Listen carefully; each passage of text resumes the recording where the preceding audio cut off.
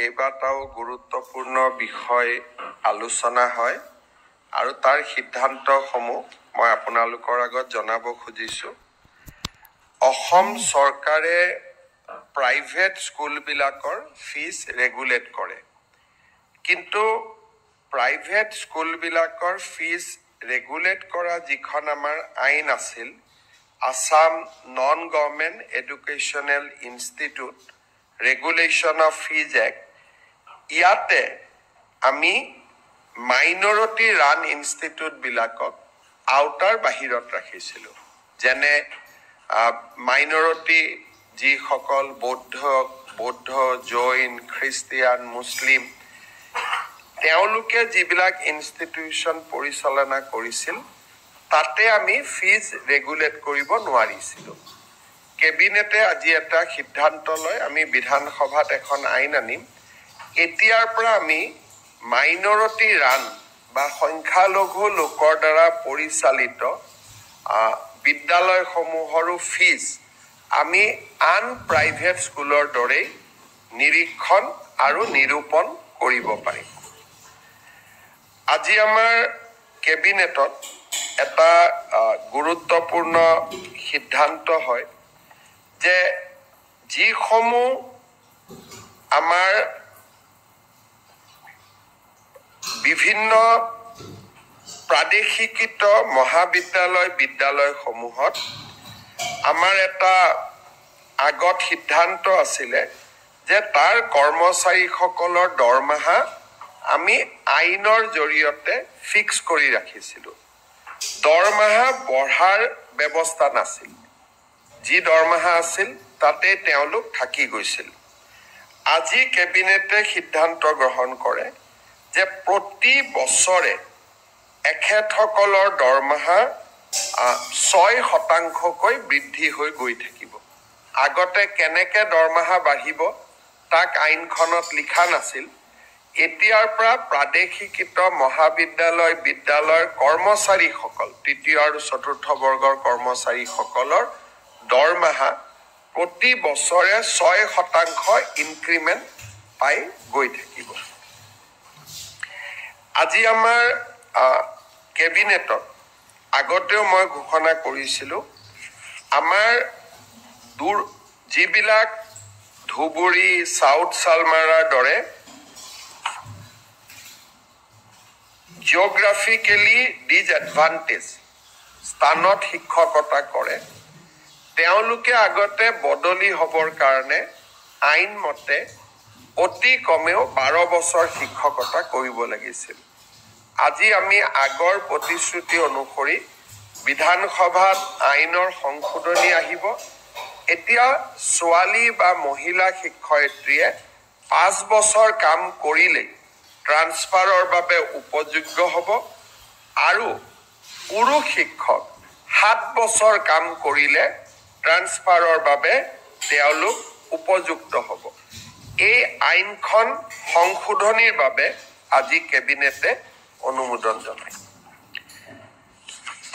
আজি আমাৰ কেবিনেটে অসম চৰকাৰৰ যিটো প্ৰভিন্সিয়েলাইজেশ্যন পলিচি, সেই পলিচিটোক সংশোধন কৰি আমি এখন আইন আনিম, যি আইনৰ জৰিয়তে 2006 চনত প্ৰতিষ্ঠা কৰা ৰিকগনাইজ হওক, মাত্ৰ তেওঁলোকক ৰিকগনাইজৰ লগত পাৰ্মিশ্যন হওক, NOC হওক, এফিলিয়েশ্যন হওক, যিকোনো চৰকাৰী কমিউনিকেশ্যন থাকিলেই 2006 প্ৰতিষ্ঠা কৰা স্কুল, কলেজ প্ৰাদেশিকৰণৰ বাবে উপযুক্ত বুলি বিবেচিত হ'ব। অৰ্থাৎ প্ৰাদেশিকৰণ আইনৰ সংশোধনৰ বাবে অসমৰ শিক্ষক সমাজে যি দাবী কৰি আছিলে, তাক আজি আমাৰ কেবিনেটত গ্ৰহণ কৰা হয় আৰু ইয়াৰ সংশোধনী বিলখনো অনুমোদন কৰা হয়। এই সংশোধনীৰ ফলত কেইবা হাজাৰ শিক্ষকৰ চাকৰি প্ৰাদেশিকৰণ হ'ব পাৰিব। পাৰ্থক্যটো মই বুজাই দিছোঁ। আগতে আমাৰ নিয়মটো আছিল যে 2006 চনত প্ৰতিষ্ঠা হ'ব লাগিব আৰু সকলো অনুমোদন পাব লাগিব, তেতিয়াহে প্ৰাদেশিকৰণ হ'ব। এতিয়া আমি কৈছো সকলো অনুমোদন নালাগে, যিকোনো এখন কাগজ থাকিলে, পাৰ্মিশনৰ কাগজ থাকক, ৰিকগনাইজেশ্যনৰ কাগজ থাকক, এফিলেশ্যনৰ কাগজ থাকক বা NOC এখন থাকক, তেতিয়াও তেওঁলোকৰ চাকৰিসমূহ প্ৰাদেশিকৃত হ'ব। এই আইনৰ ফলত বহু কেইখন মহাবিদ্যালয় প্ৰাদেশিকৃত হ'ব, সুবিধা পাব। কিমানখন কলেজ হ'ব? প্ৰায় 15খন নতুন মহাবিদ্যালয় প্ৰাদেশিকৃত হ'ব। স্কুল কিমানমান হ'ব? স্কুলটো হিচাপ উলিয়াব দিগদাৰ, কিন্তু কেইবা হাজাৰো বিদ্যালয় নতুনকৈ প্ৰাদেশিকৰণৰ আওতাত আহিব পাৰিব। আজি আমাৰ কেবিনেটত নেৰিম নামৰ শিক্ষানুষ্ঠানখনে এখন প্ৰাইভেট ইউনিভাৰ্চিটি কৰিব খোজে, তাকো কেবিনেটে অনুমোদন জনায়। আজি আমাৰ অসমৰ উচ্চ শিক্ষাৰ বাবে এটা অতি আনন্দৰ বিষয়। আজিম প্ৰেমজীৰ নাম আপোনালোকে শুনিছে। আজিম প্ৰেমজী ফাউণ্ডেশ্যন এটা ফিলন্থ্ৰপিক অৰ্গেনাইজেশ্যন। তেওঁলোকে অসমত 1000 কোটি টকাতকৈও অধিক ব্যয় কৰি এখন বিশ্ববিদ্যালয় নিৰ্মাণ কৰাৰ বাবে আমাক আবেদন কৰিছিল। আজিম প্ৰেমজী ফাউণ্ডেশ্যনৰ বিশ্ববিদ্যালয় কৰ্ণাটকত আছে, ভূপালত আছে আৰু ৰাঁচীত আছে। এই বিশ্ববিদ্যালয়ত ছাত্ৰ ছাত্ৰীসকলক যথেষ্ট স্কলাৰশ্বিপ দিয়া হয় আৰু বিশ্বমানৰ শিক্ষা প্ৰদান কৰা হয়। আজিম প্ৰেমজী ইউনিভাৰ্চিটি পলাশবাৰীত স্থাপন হ'ব IIMৰ লগতে, আৰু 10,000তকৈ অধিক ছাত্ৰ ছাত্ৰীক এই ফাউণ্ডেশ্যনে শিক্ষা দিব। আজি এই ফাউণ্ডেশ্যনক বিশ্ববিদ্যালয় কৰাৰ বাবে যিখন আইন লাগে, সেই আইনখনো বিধানসভাত উপস্থাপন কৰাৰ বাবে কেবিনেটে অনুমোদন জনায়। আৰু এই বিশ্ববিদ্যালয়খনে অসমৰ উচ্চ শিক্ষাৰ এটা পৰিৱেশত এটা নৱজাগৰণৰ সৃষ্টি কৰিব। আমি যিবিলাক প্ৰাইভেট ইউনিভাৰ্চিটি দেখো, সেইকেইখন হ'ল প্ৰাইভেট ইউনিভাৰ্চিটি। এইখন হ'ল ফিলন্থ্ৰপিক প্ৰাইভেট ইউনিভাৰ্চিটি, অৰ্থাৎ তাত কোনো ব্যৱসায় নাই, প্ৰফিটৰ কথা নাই, বৰঞ্চ ল'ৰা ছোৱালীক তেওঁলোকে স্কলাৰশ্বিপ দি পঢ়াব। সেইকাৰণে আৰু প্ৰথম অৱস্থাত 1100-1200 কোটি টকা, তেওঁলোকে পৰৱৰ্তী অৱস্থাত 1700 কোটি টকালৈকে বিনিয়োগ কৰিব। তাত স্কুলো বনাব, তেওঁলোকে হস্পিটালো বনাব। এটা ডাঙৰ পৰিৱৰ্তন আহিব, IIMৰ লগতে হ'ব। পলাশবাৰী ৰাইজৰ বাবেও এটা আনন্দৰ বাতৰি, অসমৰ ৰাইজৰ বাবেও এটা আনন্দৰ বাতৰি।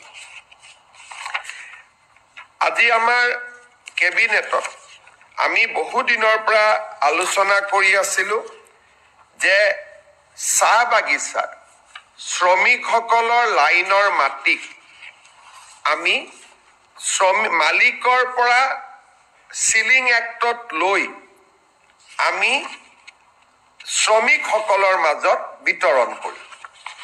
আজি কেবিনেটে অনুমোদন জনায় যে অসমৰ চাহ বাগিচাৰ লেবাৰ লাইনৰ মাটি চিলিং আইনৰ অধীনত আমি চৰকাৰীকৰণ কৰিম, আৰু এক্টতে লিখা থাকিব যে চৰকাৰীকৰণ কৰাৰ লগে লগে এই মাটি শ্ৰমিকসকলক আবণ্টন কৰা হ'ব। 2-3টা কণ্ডিশ্যন থাকিব। শ্ৰমিকসকলে 20 বছৰলৈ এই মাটি বিক্ৰী কৰিব নোৱাৰিব আবণ্টন পোৱাৰ পিছত, আৰু শ্ৰমিকসকলে এই মাটি যেতিয়া 20 বছৰ পিছতো বিক্ৰী কৰিব, এই চাহ জনগোষ্ঠীৰ ৰাইজৰ মাজতহে বিক্ৰী কৰিব পাৰিব। আউটসাইড টি গাৰ্ডেনৰ যি শ্ৰমিক, তেওঁলোকক বিক্ৰী কৰিব নোৱাৰিব, যাতে লেবাৰ লাইনবোৰ সুৰক্ষিত হৈ থাকে। আমি এটা অনুমান কৰিছো, এই বিলখন অহাৰ ফলত 2,18,553 বিঘা মাটি আবণ্টন কৰিব পৰা যাব। 3,33,486টা পৰিয়াল এই সিদ্ধান্তৰ দ্বাৰা উপকৃত হ'ব। অৰ্থাৎ এতিয়াৰ পৰা শ্ৰমিকৰ লেবাৰ লাইনৰ মাটিৰ মালিক শ্ৰমিকসকল হ'ব, টি গাৰ্ডেনৰ মেনেজমেণ্ট মালিক হ'ব নোৱাৰিব। তেওঁলোকৰ পৰা আমি চিলিঙত মাটি লৈ ল'ম। চিলিং এক্টৰ সংশোধনীৰ বাবে প্ৰস্তাৱ কৰা আইনখন আজি কেবিনেটে অনুমোদন কৰে আৰু অসম বিধানসভাত 25 তাৰিখে এই আইনখন আমি উপস্থাপন কৰিম। অসমৰ চাহ বাগিচাৰ শ্ৰমিকৰ বাবে এটা ঐতিহাসিক মুহূৰ্ত হ'ব। আমাৰ আপোনালোক সকলোৱে জানে যে বহু দিনৰ পৰা এটা অভিযোগ আছে যে ট্ৰাইবেল বেল্ট এণ্ড ব্লকৰ মাটি দখল কৰা হয়। চৰকাৰে উচ্ছেদ কৰিছে, কিন্তু আজি বিজেপিৰ চৰকাৰ আছে উচ্ছেদ কৰিছে। অহাকালিতো উচ্ছেদ নকৰিবও পাৰে। ট্ৰাইবেল বেল্ট এণ্ড ব্লকৰ মাটি দখল হৈয়ে থাকিব। আজি জাষ্টিছ বিপ্লৱ শৰ্মা কমিটি অসম চুক্তিৰ 6 নম্বৰ দফা যোৱাকালিও আমি আলোচনা কৰিছিলোঁ। জাষ্টিছ বিপ্লৱ শৰ্মা কমিটি আমাক কৈছিল যে এখন ডিষ্ট্ৰিক্ট লেণ্ড ট্ৰিবিউনেল হ'ব লাগে, য'ত এজন ৰিটায়াৰ্ড ডিষ্ট্ৰিক্ট জাজ তাৰ অধ্যক্ষ হ'ব। ট্ৰাইবেল বেল্ট এণ্ড ব্লকৰ মাটি কোনোবাই দখল কৰিলে এই ডিষ্ট্ৰিক্ট ট্ৰিবিউনেলত অভিযোগ দিব পাৰিব আৰু ডিষ্ট্ৰিক্ট ট্ৰিবিউনেলে উচ্ছেদৰ অনুমতি দিব পাৰিব। এতিয়া বহুত সময়ত ডিচিক কয় ডিচি একো নকৰে, SDCক কয় SDC একো নকৰে। এতিয়া গোটেই ব্যৱস্থাটো ডিষ্ট্ৰিক্ট ট্ৰাইব্যুনেললৈকে গুচি যাব, যিজন এজন জাজে অধ্যক্ষতা কৰিব আৰু ট্ৰিব্যুনেলৰ সিদ্ধান্ত মতে জিলা আৰক্ষী আৰু জিলা প্ৰশাসনে মানিবৰ কাৰণে বাধ্য হ'ব। আৰু এই ট্ৰিব্যুনেলখনক আমি আদালতৰ মৰ্যাদা প্ৰদান কৰিম। এই ৰিকমেণ্ডেশ্যনটো জাষ্টিছ বিপ্লৱ শৰ্মা কমিটিটো আছিলে আৰু আমি যিহেতু এই বছৰ জাষ্টিছ বিপ্লৱ শৰ্মা কমিটিৰ প্ৰতিবেদন এটা এটাকৈ আমি আগবঢ়াই লৈ গৈছোঁ। এই আইনখনো আমাৰ বিধানসভাত 25 তাৰিখে ৰাজমন্ত্ৰী কেশৱ মহন্ত ডাঙৰীয়াই উপস্থাপন কৰিব। আজি আমাৰ কেবিনেটত কাৰ্বি ভৈয়ামত বাস কৰা কাৰ্বি ৰাইজৰ বাবে, আপোনালোকে জানে যে কাৰ্বি সমাজ পাহাৰত বাস কৰে আৰু কাৰ্বি সমাজ ভৈয়ামতো বাস কৰে। ভৈয়ামত বাস কৰা কাৰ্বি সমাজৰ বাবে আজি আমি এখন অট'নমাছ কাউন্সিল গঠন কৰাৰ সিদ্ধান্ত লওঁ আৰু এই অট'নমাছ কাউন্সিল আইনখনো আজি কেবিনেটত পাৰিত কৰা হয়। ভৈয়াম জনজাতি উন্নয়ন মন্ত্ৰী ৰণোজ পেগু ডাঙৰীয়াই 25 তাৰিখে এই আইনখন বিধানসভাত উপস্থাপন কৰিব। আজি আমি জাগীৰ ৰোডত কেন্দ্ৰীয় বিদ্যালয় এখন, চেণ্ট্ৰেল স্কুল এখন স্থাপনৰ বাবে 24 বিঘা মাটি আমি আবণ্টন দিওঁ। আপোনালোকে জানে যে এডভান্টেজ 3ৰ পিছৰে পৰা অসমত আমি উদ্যোগীকৰণৰ দিশটোক গুৰুত্বপূৰ্ণ হিচাপে লৈছোঁ আৰু আমি কাম কৰি গৈছোঁ। এটা ছেক্টৰ আছে, সেয়া হৈছে আপোনালোকে জানে যে ইণ্ডিগো চলিছে, এয়াৰ ইণ্ডিয়া চলিছে, ডাঙৰ ডাঙৰ স্পাইচ জেট বিমানবিলাক আমাৰ ইয়াত আহে আৰু আমাৰ ইয়াত গুচি যায়। কিন্তু এই বিমানবিলাক মেইনটেইন কৰা হয়, ইঞ্জিনিয়াৰিং কৰা হয়, ছাৰ্ভিচিং কৰা হয়। ই এটা ডাঙৰ ইণ্ডাষ্ট্ৰী, যাক নেকি MRO বুলি কোৱা হয়, মেইনটেনেন্স ৰিপেয়াৰ এণ্ড অভাৰহল। এই উদ্যোগটো আমাৰ অসমত নাছিলে। বিমানবিলাক আমি বিমান দেখোঁ, কিন্তু বেয়া হ'লে আমাৰ ইয়াত ঠিক নহয় বা ছাৰ্ভিচিং নহয়। গাড়ীৰ যেনেকৈ ছাৰ্ভিচিং চেণ্টাৰ আছে, বিমানৰো ছাৰ্ভিচিং চেণ্টাৰ আছে আৰু ই বহুত এমপ্লয়মেণ্ট দিয়ে। আজি আমাৰ কেবিনেটত maintenance repair overhaul policy of Assam 2025 অনুমোদন কৰা হয়। অসমত 7টা এয়াৰপৰ্ট আছে। আমি চেষ্টা কৰিম যাতে 7টা MRO আমি আনিব পাৰোঁ আৰু ই আমাৰ থলুৱা যুৱক যুৱতীৰ নিযুক্তিৰ নতুন ৰাস্তা এটা মুকলি কৰি দিব আৰু এভিয়েশ্যন ইণ্ডাষ্ট্ৰিটো অসমত নতুন কৰি গঢ় লৈ উঠাত সহায় কৰিব। আজি কেবিনেটত 10,000 কোটি টকাৰ ওপৰত যদি কোনোবাই বিনিয়োগ কৰিব খোজে তাৰ বিভিন্ন ইনচেন্টিভ আদি দিবৰ বাবে মুখ্যমন্ত্ৰীৰ অধ্যক্ষতাত এখন কমিটি নিৰ্মাণ কৰা হয়। আমাৰ কেবিনেটত কেইখনমান আৰু বিল আহিব। অসম জনবিশ্বাস আইন, আমাৰ আসাম ফায়াৰ ইমাৰ্জেঞ্চি ছাৰ্ভিচ বিল, তাকো কেবিনেটে আজি অনুমোদন জনাই এইবাৰ প্ৰায় 25খনতকৈও অধিক বিল কেবিনেটত আহিব আৰু এটা ইয়াৰ লগত 2খন আৰু বিল আহিব। আমাৰ আহতগুৰিত যিটো মহৰ যুঁজ হয় তাক যোৱাবাৰ হাইকোৰ্টে বন্ধ কৰি দিছিলে আৰু মহৰ যুঁজখন যোৱাবাৰ নহলগৈ। হাইকোৰ্টে কৈছিল যে আপোনালোকে আইন এমেণ্ড কৰিব লাগিব। এতিয়া আমি অসমত prevention of cruelty to animal আইনখন এমেণ্ডমেণ্ট কৰাৰ বাবে সিদ্ধান্ত লৈছো যাতে আহতগুৰিৰ মহ যুঁজখনক আইনৰ স্বীকৃতি দিয়া হয়। অকল আহতগুৰিয়ে নহয়, লগত যিমান মহৰ যুঁজ হয় এই মহৰ যুঁজখনক ক্ৰুৱেলিটিৰ ডেফিনেশ্যনৰ পৰা আমি বাহিৰত আনিব খুজিছো, যাৰ ফলত আমি ভাবো এইবাৰ মাঘ বিহুত নহব, অহাবাৰলৈকে অন্তত আমি সদায় যিটো পৰম্পৰাগত মহ যুঁজ তাক আমি দেখা পাব পাৰিম। শেষত আপোনালোকে জানে যে জালিকাটু আদিক আইনৰ দ্বাৰাই অনুমোদন দিয়া হৈছিলে। জালিকাটু আমি আইন কৰা নাছিলো কাৰণে বাৰে বাৰে আমাক হাইকোৰ্টে বাধা দি আছিলে। সেইকাৰণে আমি বিধানসভাত আইনখন আনিম আৰু আইনৰ জৰিয়তে মহ যুঁজটোক আমি আনুষ্ঠানিক স্বীকৃতি দিম। এতিয়া মই শেষত এটা আপোনালোকক কথা ক'ব খুজিছো।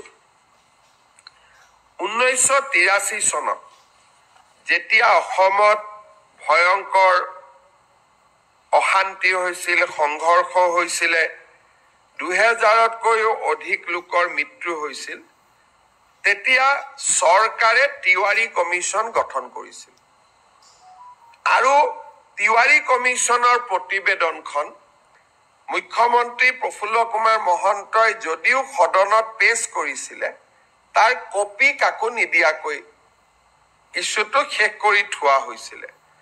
25 তাৰিখে আমি সদনৰ সকলো বিধায়কক আমি তিৱাৰী কমিশ্যনৰ ৰিপৰ্ট বিতৰণ কৰিম। সদৌ অসম ছাত্ৰ সন্থাই আমাক কৈছিলে যে তিৱাৰী কমিশ্যনৰ ৰিপৰ্টটো আপোনালোকে দিয়ক, তাত আমাৰ কোনো আপত্তি নাই। কিন্তু সেই সময়ত আন্দোলনকাৰীসকলে তেওঁলোকৰ নিজস্ব প্ৰচেষ্টাত মেহতা কমিশ্যন এখন গঠন কৰিছিল।